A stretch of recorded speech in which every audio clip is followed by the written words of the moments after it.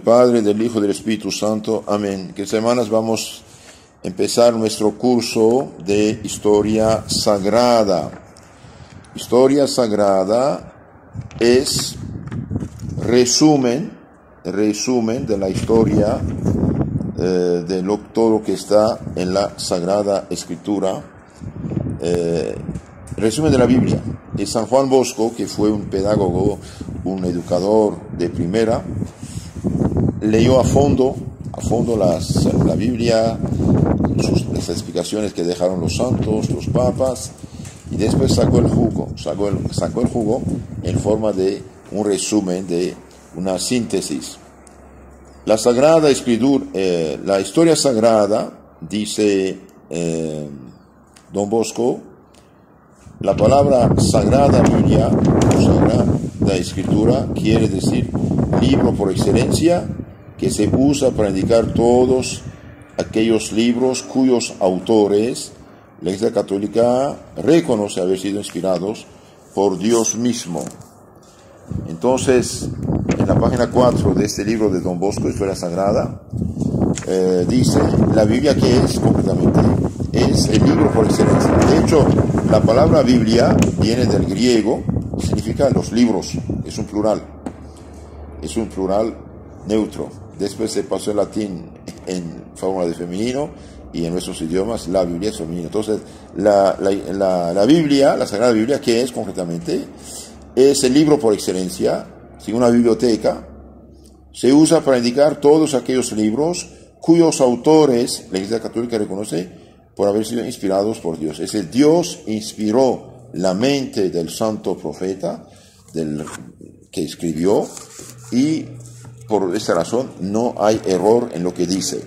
No significa que todo lo que está en la Biblia Dios lo acepta. Por ejemplo, cuando la Biblia dice que hubo pecados feos en el pueblo, no significa que esos pecados son buenos, son malos, los condena, pero dice lo que pasó, lo que pasó. Cuando dice que Caín por envidia mató a su hermano Abel, no significa que hizo bien Caín, digo lo que pasó.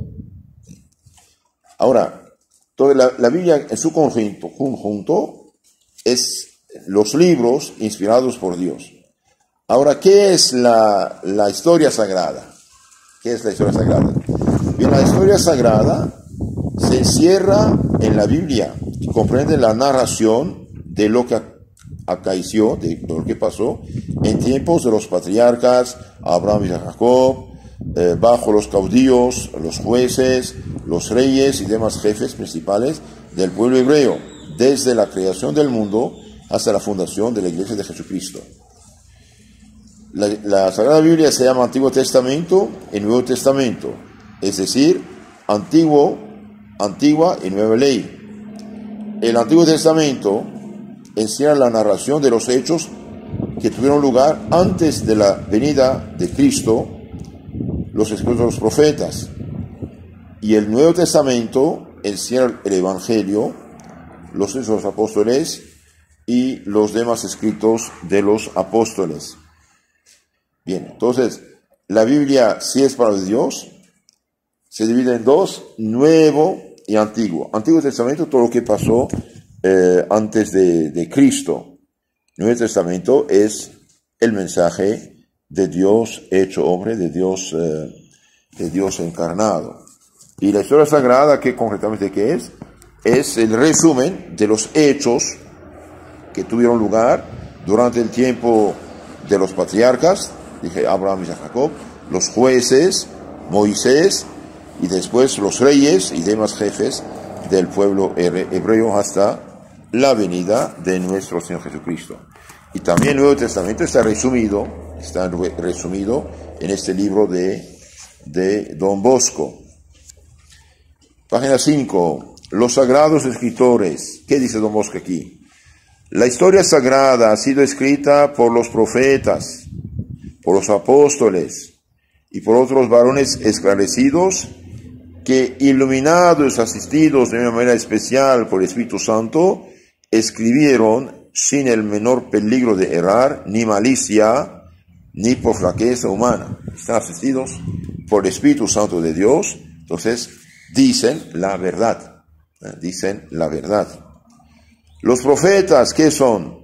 Los profetas fueron hombres enviados por Dios en diversos tiempos para declarar al pueblo hebreo la voluntad de Dios y predecir los acontecimientos futuros, especialmente lo que se relacionaban con el Mesías, el Cristo, el Salvador del mundo. Entonces, tenemos bastante profetas en el Antiguo Testamento.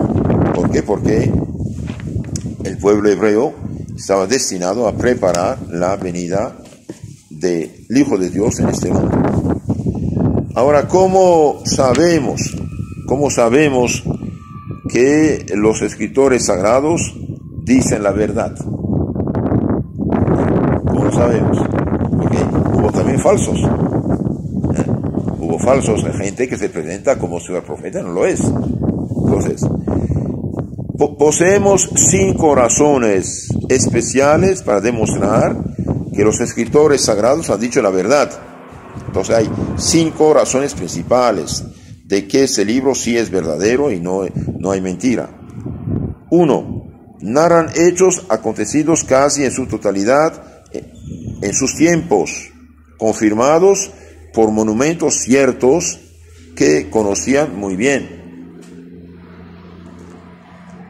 Y ahora con la arqueología, con descubrimiento de ciudades, de imperios, en Tierra Santa, en Mesopotamia, en Siria, en Palestina, viendo lo que dice la Biblia, se está confirmado por la arqueología, por estas ciudades caídas y sus bibliotecas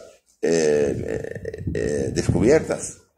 Por ejemplo, el cuneiforme, es decir, escribía en forma de clavos, cuneus. Todo fue descubierto esto y descifrado. Se pueden leer, por ejemplo, las hazañas de tal rey, de tal emperador, de tal guerra, de tal cosa, ahí están ahí. Las religiones paganas, ahí están, con sus cultos, con sus cosas, con sus oraciones, todas están ahí. Entonces, lo que nosotros sabíamos por la Biblia, siempre escrita y comunicada, ahora la arqueología nos dice, con descubrimiento de estas ciudades, de estos pueblos, que desapareció, pero bajo la tierra, como en Palestina, por ejemplo, en Egipto, en Siria hay desiertos, no hay agua, entonces incluso hasta papiros quedaron, un papel quedó sano, solamente es muy frágil, pero al descubrir está ahí. Pero sobre todo, los antiguos escribían en la tierra mojada, en el barro, después lo secaban. Entonces una vez que se escribe y se seca, se ve como piedra. Y otros se escribían sobre la piedra, grabados en la piedra. Eso se llama pictografía. Entonces todo esto hoy lo conocemos, hay muchísimo. Y lo que vemos en la Biblia escrito, bien está confirmado porque se descubre. Entonces narran los autores sagrados narran hechos acontecidos casi en su totalidad, en tiempos, confirmados por monumentos ciertos que conocían muy bien. 2. Si hubieran mentido, habrían sido desmentidos por un gran número de hombres que habían presenciado los hechos que ellos narraban, y sus escritos no se hubieran recibido como divinos. Entonces, ellos hablaban, escribían, y la gente conocía de qué hablaban. 3. Eran personas muy dignas de crédito, a las cuales no se podía echar en cara ningún delito.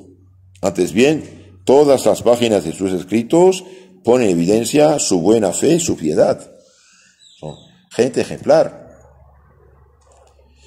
Los hechos que narran son también recordados por autores profanos, profanos del mundo, como la historia del diluvio, la destrucción de Sodoma y Gomorra, y el paso del Mar Rojo, y muchos otras cosas. Y finalmente, la doctrina que enseña se halla en un todo conforme con los dictámenes de la razón.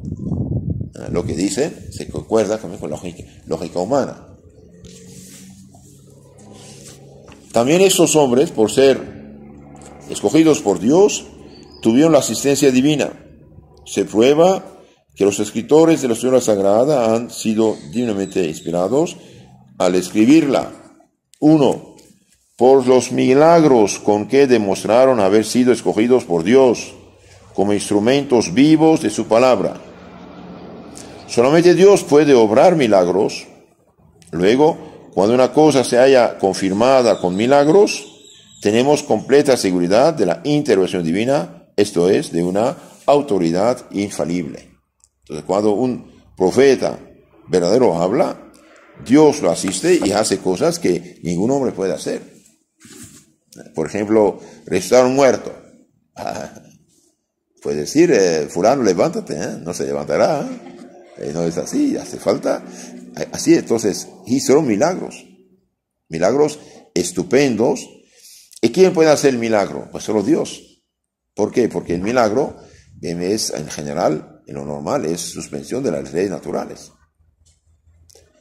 2. Sabemos que son nacidos por Dios por las profecías de que está llena la historia sagrada, que se han cumplido perfectamente, puesto que solamente Dios puede predecir con certidumbre acontecimientos futuros, que no tienen necesaria relación con causas naturales, y no pueden ser conocidos con mucha anticipación por los hombres. Entonces, vemos aquí profecías, cosas anunciadas que solo Dios puede conocer el futuro. Por ejemplo, el hecho de decir siglos y siglos antes que el Salvador del mundo va a nacer en Belén, eso solo Dios puede saberlo. Cuando critican a la mujer pecadora arrepentida porque había derramado sobre los pies de Cristo en su cabeza ese perfume caro, y bien Cristo dice, donde quiera que celebre en el mundo entero ese evangelio, hablará de él, de ella, y es verdad. Cuando la Virgen María dice, me llamarán bienaventurada todas las generaciones, ¿y cómo lo sabía? Y Dios solo, que sabe las cosas, le reveló y iluminó su mente. Por ejemplo, Isaías profeta, capítulo 53, habla de la crucifixión de Cristo, de la pasión de Cristo, como si fuera presente. Uno dirá, ¿cómo sabía esto? Y bien, Dios que ve todo de un golpe, y bien, iluminaba su mente y les inspiraba para escribir eso. Entonces, las profecías que hicieron, sí le realizaron. Por ejemplo, nuestro Señor dice, vayan a todo el mundo y prediquen el evangelio a todas las naciones. Y bien, todos los pueblos de la tierra hoy conocen de Cristo. Dice que su iglesia va a durar hasta el fin.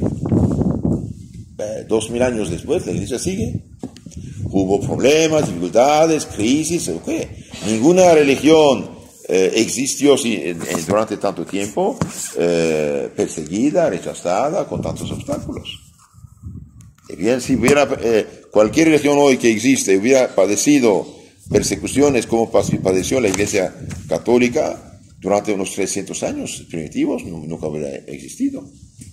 Entonces sabemos que son profetas, dije, por los milagros, por las profecías y por la santidad de la doctrina que se enseña en la historia sagrada. Santidad tan perfecta que los incrédulos no han logrado jamás señalar en ella algún defecto, al paso que sabemos que los hombres más doctos y de recta intención, abandonados a sí mismos, fácilmente se equivocan. Entonces también la santidad de la doctrina que enseña es algo maravilloso. Y finalmente, por el testimonio de Jesucristo, de los apóstoles, los cuales declararon que toda la historia del Antiguo Testamento ha sido escrita con especial asistencia del Espíritu Santo. Nuestro Jesucristo, los apóstoles reconocen que estos libros del Antiguo Testamento son inspirados. Y finalmente, por el testimonio que en todo tiempo dio la Iglesia Católica de la divinidad de la historia del Antiguo y Nuevo Testamento, siendo ella, como resulta a todas luces evidentes, por 1000 razones, depositaria y maestra infalible y exclusiva de las verdades reveladas por Dios. Entonces, la Iglesia, que es Cristo continuado, la Iglesia Católica fundada por Cristo mismo, declara, siendo ella la depositaria y maestra infalible, declara que estos libros sí son revelados por Dios, inspirados por Dios, y por lo tanto las verdades enseñadas, fueron reveladas por Dios nuestro Señor. De hecho, ¿de quién debemos, dice el catecismo, dice, ¿de quién debemos, ¿de quién debemos recibir la doctrina cristiana? ¿Quién debe explicar en la Biblia? De la iglesia de Dios. ¿Cuál iglesia? De la que Cristo fundó. ¿Y cuál es la que Cristo fundó? De la que tiene 2000 años. Y una iglesia que no tiene 2000 años no tiene nada que ver con Cristo. Y hoy hay un montón. Cualquiera funda una iglesia, cualquier changarito, y la iglesia de Cristo, ¿no? La iglesia de Cristo debe tener 2000 años, ¿no? Entonces, la historia sagrada, la Biblia, es palabra de Dios, se divide en dos partes: Nuevo Testamento y Antiguo Testamento. Antiguo Testamento es la preparación del Nuevo, por eso dice Antiguo. Don Bosco en su prefacio, el prefacio de su libro, dice: dar comienzo a un nuevo curso de historia sagrada parecerá, por cierto, a alguno un trabajo inútil, puesto que hay tantos como para satisfacer a toda clase de personas. Eso me pareció también a mí, pero después de haberme puesto a examinar los que más generalmente se suelen poner en manos de los jóvenes, me convencí de que muchos son o demasiado voluminosos o demasiado reducidos, y que también pierden con frecuencia, por el exagerado uso de conceptos y frases, la sencillez y la popularidad de los libros santos. Don Bosco tenía el arte de escribir, el arte de contar. Estos muchachos de la calle, cuando les hablaba, estaban como suspendidos en sus labios. Era un maestro nato. Mientras que otros omiten casi por completo la cronología, de modo que el lector inexperto difícilmente puede conocer a qué época pertenece el hecho que lee. Esto es, si se aproxima más a la creación del mundo o a la venida del Salvador.